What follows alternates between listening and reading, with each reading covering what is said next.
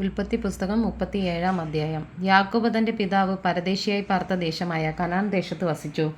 യാക്കോബിന്റെ വംശപാരമ്പര്യം എന്തെന്നാൽ, യോസഫിന് 17 വയസ്സായപ്പോൾ അവൻ തന്റെ സഹോദരന്മാരോടുകൂടെ ആടുകളെ മേയിച്ചുകൊണ്ട് ഒരു ബാലനായി തന്റെ അപ്പന്റെ ഭാര്യമാരായ ബിൽഹയുടെയും ശില്പയുടെയും പുത്രന്മാരോടുകൂടെ ഇരുന്ന് അവരെക്കുറിച്ചുള്ള ദുശ്രുതി യോസഫ് അപ്പനോട് വന്നു പറഞ്ഞു. യോസഫ് വാർദ്ധക്യത്തിലെ മകനാകൊണ്ട് ഇസ്രായേൽ എല്ലാ മക്കളിലും വെച്ച് അവനെ അധികം സ്നേഹിച്ച ഒരു നിലയെങ്കി അവൻ ഉണ്ടാക്കിച്ചു കൊടുത്തു. അപ്പൻ തങ്ങളെ എല്ലാവരെക്കാളും അവനെ അധികം സ്നേഹിക്കുന്നെന്ന് എൻ്റെ സഹോദരന്മാർ കണ്ട് അവനെ പകച്ചു. അവനോട് സമാധാനമായി സംസാരിപ്പാൻ അവർക്ക് കഴിഞ്ഞില്ല. യോസഫ് ഒരു സ്വപ്നം കണ്ടു. അത് തൻ്റെ സഹോദരന്മാരെ അറിയിച്ചതുകൊണ്ട് അവർ അവനെ പിന്നെയും അധികം പകച്ചു. അവനവരോട് പറഞ്ഞത്, ഞാൻ കണ്ട സ്വപ്നം കേട്ടുകൊള്ളുവീൻ. നാം വയലിൽ കറ്റ കെട്ടിക്കൊണ്ടിരുന്നു.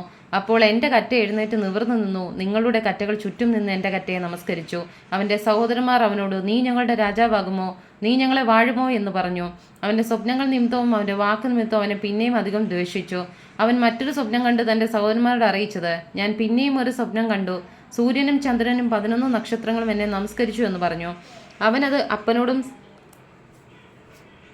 സഹോദരന്മാരോട് അറിയിച്ചപ്പോൾ അപ്പൻ അവനെ ശാസിച്ചവനോട്, നീ ഈ കണ്ട സ്വപ്നം എന്ത്? ഞാനും നിന്റെ അമ്മയും നിന്റെ സഹോദരന്മാരും സാഷ്ടാംഗം വീണ് നിന്നെ നമസ്കരിപ്പാൻ വരുമോ എന്ന് പറഞ്ഞു.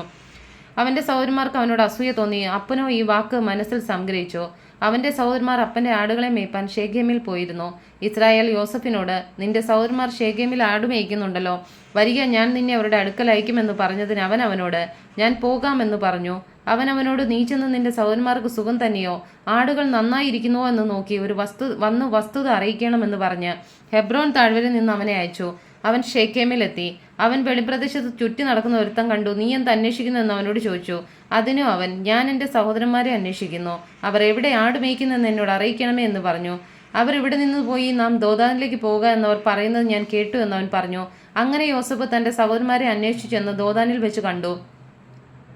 അവർ അവനെ ദൂരത്തുനിന്ന് കണ്ടിട്ട് അവനെ കൊല്ലേണ്ടതിന് അവൻ അടുത്ത് വരും മുമ്പേ അവന് വിരോധമായി ദുരാലോചന ചെയ്തു. അതാ സ്വപ്നക്കാരൻ വരുന്നു, വരുവിൻ, നാം അവനെ കൊന്നൊരു കുഴിയിൽ ഇട്ട് കളകാം.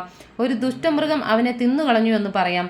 അവന്റെ സ്വപ്നങ്ങൾ എന്താകുമെന്ന് നമുക്ക് കാണാമല്ലോ എന്ന് തമ്മിൽ പറഞ്ഞു. രൂബേൻ അത് കേട്ടിട്ട്, നാം അവന് ജീവഹാനി വരുത്തരുതെന്ന് പറഞ്ഞു. അവനെ അവരുടെ കയ്യിൽ നിന്ന് വിടുവിച്ചു.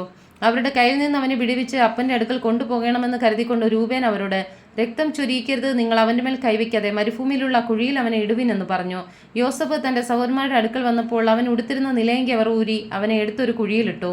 അത് വെള്ളമില്ലാത്ത പൊട്ടക്കുഴിയായിരുന്നു. അവർ ഭക്ഷണം കഴിപ്പാൻ ഇരുന്നപ്പോൾ തലപൊക്കി നോക്കി. ഗിലെയാദിൽ നിന്ന് സാമ്പ്രാണിയും സുഗന്ധപക്ഷിയും സന്നിനായകവും ഒട്ടകപ്പുറത്ത് കയറ്റി മിസ്രൈമിലേക്ക് കൊണ്ടുവന്ന ഇശ്മാലിയരുടെ ഒരു യാത്രാക്കൂട്ടം വരുന്നത് കണ്ടു. അപ്പോൾ യഹൂദ തന്റെ സഹോദരന്മാരോട്, നാം നമ്മുടെ സഹോദരനെ കൊന്ന് അവന്റെ രക്തം മറിച്ചിട്ട് എന്തുപകാരം? വരുവിൻ, നാം അവനെ ഇശ്മാലിയർക്ക് വിൽക്കുക. നാം അവന്റെ മേൽ കൈവയ്ക്കരുത്. അവൻ നമ്മുടെ സഹോദരനും നമ്മുടെ മാംസവുമല്ലോ എന്ന് പറഞ്ഞ് അവന്റെ സഹോദരന്മാർ അതിന് സമ്മതിച്ചു. മിദ്യാന് കച്ചവടക്കാർ കടന്നു പോകുമ്പോൾ അവർ യോസഫിനെ കുഴിയിൽ നിന്ന് വലിച്ചു കയറ്റി ഇശ്മാലിയർക്ക് 20 വെള്ളിക്കാശിന് വിറ്റു. അവർ യോസഫിനെ മിസ്രൈമിലേക്ക് കൊണ്ടുപോയി.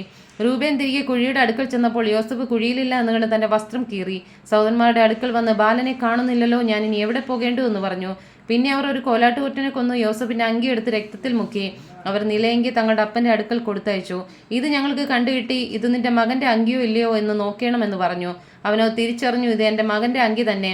ഒരു ദുഷ്ടമൃഗം അവനെ തിന്നുകളഞ്ഞു. യോസഫിനെ പറിച്ചു കീറിപ്പോയി എന്ന് പറഞ്ഞു.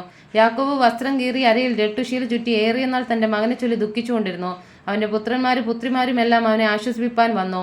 അവനോ ആശ്വാസം കൈക്കൊള്ളുവാൻ മനസ്സില്ലാതെ, ഞാൻ ദുഃഖത്തോടെ എൻ്റെ മകന്റെ അടുക്കൽ പാതാളത്തിൽ ഇറങ്ങുമെന്ന് പറഞ്ഞു. ഇങ്ങനെ അവന്റെ അപ്പൻ അവനെക്കുറിച്ച് കരഞ്ഞുകൊണ്ടിരുന്നു. എന്നാൽ മിദ്യാനീർ അവനെ മിസ്രൈമിൽ ഫറവോന്റെ ഒരു ഉദ്യോഗസ്ഥനായി അകമ്പടി നായകനായ പൊത്തിഫെറിന് വിറ്റു.